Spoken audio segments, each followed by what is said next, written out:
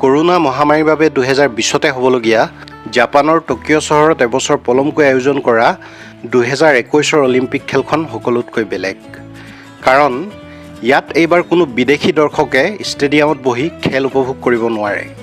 খেলুৱৈসকলৰ বাহিৰে কেৱল 70,000 অলিম্পিক ভলণ্টিয়াৰ আৰু জাপানীজ মিডিয়াৰ লোককহে সোমাবলৈ পাছ দিয়া হৈছে।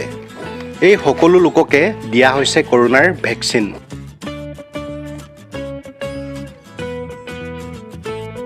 গেম ভিলেজৰ মুখ্য গেটেৰে প্ৰৱেশ কৰিয়েই দেখা যায় বিভিন্ন দেশৰ খেলুৱৈসকলক আদৰিবলৈ মূল পথৰ দুয়োফালে বতাহত উৰি আছে বিভিন্ন দেশৰ ৰং বিৰঙৰ পতাকাসমূহ। এয়া আমাৰ ভাৰতৰ পতাকা। চাৰিওফালে টকিঅ' অলিম্পিকৰ চিহ্নসমূহ সুন্দৰকৈ সজাই থোৱা হৈছে। যোৱা 23 জুলাই 2021ৰ পৰা অনুষ্ঠিত হোৱা